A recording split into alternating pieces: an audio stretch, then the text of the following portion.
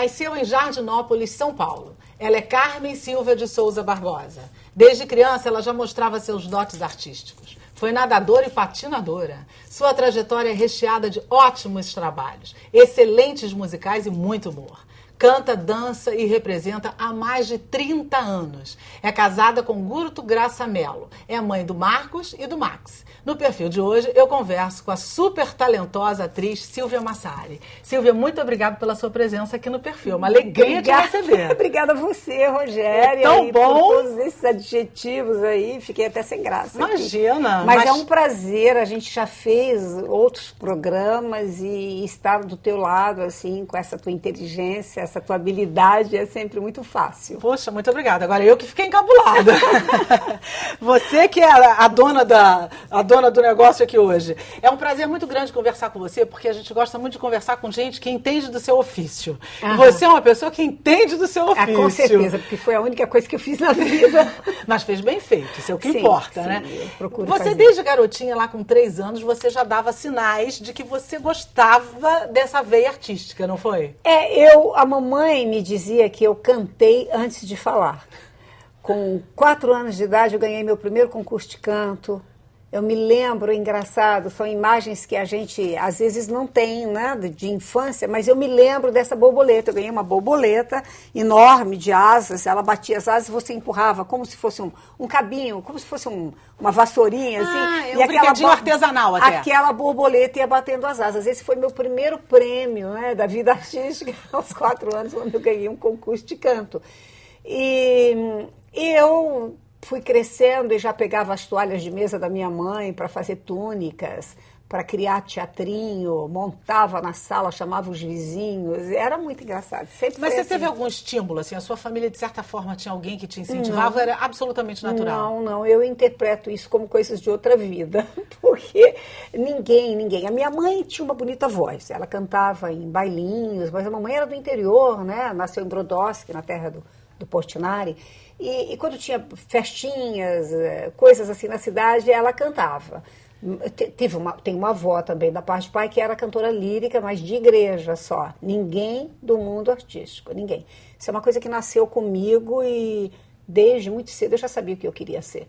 Pois é, menina, assim, você já imaginava que quando crescesse seria artista? Você pensava isso? Com certeza, mas com certeza. Tudo que eu queria na vida, eu nem conhecia teatro profissional, né? Fui conhecer teatro profissional em São Paulo. A primeira peça que eu vi com Johnny Herbert foi Boing Boing, imagina, muitos anos. E eu já sabia que eu queria ser artista. Eu ouvia muito, né? Eu não tinha discos, mas eu ia para a casa da minha avó e ficava escutando na vitrola dela aqueles discos todos que meus tios tinham. E esse mundo já te fascinava de certa forma, né? Com certeza. Depois você foi também nadadora e patinadora. Antes disso, eu fiz teatro no colégio, né? Muito. Todas as festinhas de final de ano, eu estava lá, de fadinha, do que fosse, mas eu estava lá com arco, aquelas coisas. E depois eu entrei para natação em Ribeirão Preto, já morava em Ribeirão Preto. Eu não morei, só nasci em Jardinópolis, terra que eu amo, mas eu só nasci. E eu fui para Ribeirão Preto com 1 ano de idade. Morei em Amparo 1 ano. Então lá essas coisas que você está contando aconteceram em Ribeirão Preto? Em Ribeirão Preto. Já foi tudo em Ribeirão por lá. Preto. Aí eu já logo entrei para os teatrinhos do colégio. Depois no clube onde eu nadava, que era o Palestra Itália, havia os campeonatos. Eu comecei a participar dos campeonatos de natação. E depois eu entrei para a patinação artística, lá mesmo. Aí nós tivemos que optar. Quem era da patinação não podia nadar, porque o Rômulo, nosso treinador, não deixava, porque a patinação acaba com o atleta, né? E você curtia ser patinadora? Sim, eu patinei muitos anos. Eu patinei durante 4 anos no Palestra Itália Patin Show. Viajávamos, jogava hóquei sobre patins. Que legal! E depois eu fui para São Paulo e a convite do diretor do Palmeiras eu fui integrar os Periquitos Sem Revista. Você já era danadinha desde garota, né? Já foi seguindo mesmo aquilo que você pensava fazer, né? Exatamente. Isso é muito interessante. Até que uma amiga minha, Sônia Fleury, uma amiga que hoje mora no interior de São Paulo, me fez uma surpresa. Ela assistiu o programa do Moacir Franco e havia um musical que eles estariam lançando uma atriz nova. Eles estavam pedindo currículo na época, né? Ela mandou o meu. Eram os fanáticos? Não, os Fantásticos. Fantásticos, os Fantásticos. Tom Jones e Harvey Schmidt, os mesmos autores desse último musical que eu fiz com o Diogo Vilela. Sim, eu aceito, isso. E eu entrei, tinha 470 candidatas, nunca vou esquecer, tem uma padaria em São Paulo, que era a antiga TV Tupi, e uma escadaria que levava ao quarto andar, e desde o quarto andar, descendo até a padaria, estava cheia de garotas concorrendo ao papel, e eu estava lá, no finalzinho da Quantos anos você tinha, mais ou menos, você lembra? 18 anos. Novinha? 18 era anos. bem... E você foi, tipo, com a cara e com a coragem, assim? Sim, eu já cantava, né? Eu cantava nas emissoras de Ribeirão Preto, eu esqueci desse detalhe. Eu cantava nos programas infantis de Ribeirão Preto, era apresentado lá por o Elson Gasparini, Domingos Isaac, me lembro até hoje, e eu cantava. E então, quando eu fui para São Paulo, para os Fantásticos, na época, hoje se diz audição. Isso. Na época se dizia teste. Então eu fui fazer um teste, e nesse teste eu fui escolhida. Teve medo? Não, eu estava tão confiante, eu cantei Granada, eu dei um vozeirão, eu sabia que eles precisavam de uma voz, a minha amiga já tinha me passado todo o perfil, né, a Sônia. Aí eu fui escolhida pelo Amir Haddad. O grande diretor de teatro. O grande diretor Amir Haddad. Maravilhoso. Aí trabalhei com Lafayette Galvão, Nestor de Montemar. E o Moacir já era famoso nessa época. Sim, o Moacir era um ídolo, né? Ele tinha um programa na Tupi, São Paulo, um musical, e nesse programa que ele lançou esse concurso para escolher a estrela dos Fantásticos. Foi assim, essa emoção que você sentiu naquele momento, você foi assim, você guarda isso com muito, como se assim, fosse você hoje. lembra que isso ainda ressoa para você? Como se fosse hoje. Quem ia fazer esse papel era Marília Pêra. Olha. E por um desentendimento qualquer entre eles, ele não ficou com ela, e a Marília era um pouco mais velha que eu, né, na época, não me lembro exatamente a idade dela, mas eu era um pouco nova para o papel, e eu aparentava ainda mais nova, mas o teatro é mágica, né? E eu fui fazer a Luísa. Curtiu? Curti muito, e era como um conto de fadas. E os jornais de São Paulo me deram, eu tenho até hoje, as primeiras páginas do segundo caderno, caderno 2, aquela coisa toda. Então eu estava assim, parecia realmente Cinderela, né? Um conto de fadas aconteceu. Você era desinibida já, assim, criança? Muito. Não foi uma criança envergonhada não. Já era natural. A única vergonha que eu tive durante os Fantásticos foi que meu pai era uma pessoa muito severa. Ele era um homem que ele me dava livros, e ele só gostava que eu lesse. Então ele aceitou que eu patinasse, mas tinha sempre um pé atrás com quermesses de interior, bailinhos, eu não podia ir, minhas amigas iam, bailes de carnaval, e eu ficava chorando em casa, porque ele não deixava. Então, quando eu entrei para a carreira artística, eu fiquei com um pouco de receio, a família do papai ficou meio assim comigo, carreira artística, mas o papai apoiou.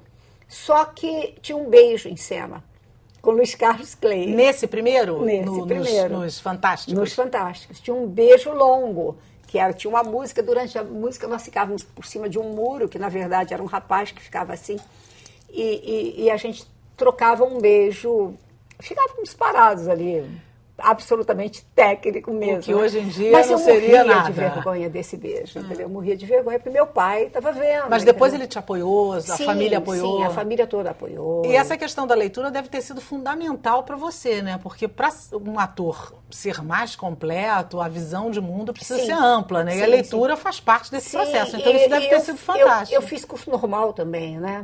A normalista lê muito, né? É verdade. E nós tínhamos uma professora de teatro, dona Florianete, no Tonial Mota, em Ribeirão Preto, que ela me adorava, porque eu era atriz, né? Atriz, né? Então, ela era professora de português, ela era coordenadora do teatro amador do colégio, e a partir dali, tudo que eu pude ler, ela me deu. Depois eu me casei também com o pai dos meus filhos, Mário Wilson, que era uma pessoa muito culta, e eu dizia que ele tinha uma cabeça 100 anos à frente. Então, ele começou a me dar Morgan, Somerset Maugham, milhões de autores que eu desconhecia, Huxley e outros. Eu fui lendo Kafka, entendeu? E aí eu fui... Isso pro teu universo é riquíssimo, né? James Joyce, imagina, eu li Ulisses, né? Olha, nova, provavelmente. Nova. Olha, que não é uma leitura muito de jovem, E aí né? você vai pegando cada vez mais... Pois é, eu acho que enriquece muito pela... também, com né? certeza. Você faz muitos musicais desde que musical não era tão boom como está no momento, né? tão badalado, né? Hoje é mais ou menos o boom do momento. Exato. Você fez muitos, Calbi, Evita, As Noviças Rebeldes, a Estrela né? d'Alva. Marília fez o papel aqui no Rio de Janeiro, eu fui fazer São Paulo. Maravilhoso. Yentl. A Alessandra Mastrini fez, você viu agora recentemente. O Yentl em concert. Ela conta as histórias e canta alguma exatamente, coisa. Lindo o espetáculo dela. Nós fizemos, na época, um musical mesmo, dirigido pela Sininha de Paula, que era com um elenco enorme, inclusive o André Dias... Que agora está com você no elenco. Fazia parte, ele era um dos garotos, né?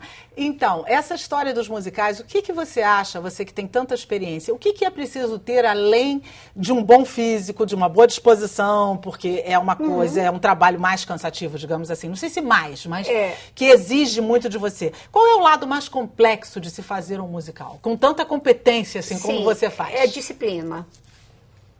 Você tem que ter disciplina. Então, por exemplo... eu durmo pouco. Pela vida em si, a minha vida é muito agitada, né? Muitos bichos, a atenção que eu dou ao culto é a minha casa, funcionários. Então, enfim, eu durmo pouco. Mas quando eu estou em temporada, eu sou obrigada a dormir minhas 8 horas por dia. Porque senão sua voz pesa. Você é obrigada a fazer vocalize diários. Você é obrigada a ter uma disciplina no teatro, uma concentração muito grande, entendeu? E está sempre se atualizando com os métodos de canto, não deixar a sua voz morrer. Porque a voz a gente tem. Eu nunca fiz aula de canto quando eu era menina, não. E atualmente você faz, assim? Eu faço. Já fiz com a Mirna Rubim, já fiz com a Vera Maria do Canto e Melo. E eu tenho alguns exercícios que eu vocalizo, eu mesma, entendeu? Com a ajuda de algumas fonos, às vezes. Então, é importante essa disciplina, porque é normal que o cantor, com o passar do tempo, perca a voz. É verdade. Se você não tiver técnica. É verdade. Então, quando eu sinto que minha voz... Por exemplo, nesse musical eu não canto praticamente, né? Mais ou menos. Eu mas canto, em compensação, eu tenho uma música. Mas em compensação rouba a cena. Mas eu tenho uma música numa textura incrivelmente mais baixa que a minha, entendeu? Que eu sou soprano e canto no belting também lá em cima, mas eu estou fazendo uma mulher que canta grave. Então, esse é esforço zero. Mas, mesmo assim, eu faço meu exercício da garrafinha, eu faço meus vocalizes, porque se eu parar, quando eu fizer um próximo musical que eu tenha que ter minha voz aguda, eu estarei sem, entendeu? Então, é preciso ter uma disciplina com a voz e com o corpo. Sim. Você acha que é o mais complexo até do que, vamos dizer... nado, né? Do que propriamente ter o texto na mão e tal. É preciso ter esse acompanhamento físico, digamos assim, né? O físico é importantíssimo. Se você parar, se você não andar, não correr, não fizer um exercício, eu faço natação, que eu estava te falando, é importantíssimo isso, porque senão você não tem, na minha idade, você não tem mais aquela agilidade que eu tinha com 18, 20 anos. O que não parece em cena, né? Então, em cena isso não aparece, fica sabendo, porque nós que estamos do outro lado é que podemos te dizer. Exato. Isso não aparece mesmo. Né? Eu arrasto ela um pouquinho, a Janete, eu faço questão essa agora você faz ela mais arrastadinha. Mas no final rola um glamour, né? No final ela vem toda, né? Exatamente. Um capacete aqui. Pra mim, um comprimido que me deixe esperta, que eu fique sempre alerta. Sempre tem jeito. Pode acreditar que tem. Você foi pra televisão e fez papéis incríveis, inclusive trabalhou ao lado do mestre do humor, que foi o nosso querido Chico Anísio, né? A escolinha do professor Raimundo era uma escolinha no bom sentido, né? Com certeza. Certamente você trouxe com você algumas dicas, algumas coisas que te ajudaram como comediante. Muito provavelmente porque o Chico é considerado o mestre do humor, né? Exato. Eu queria que você contasse isso pra gente, mas no próximo bloco, porque agora a gente vai fazer um pequeno intervalo e voltamos com mais Perfil e Silvia Massari pra você. Não sai daí, não.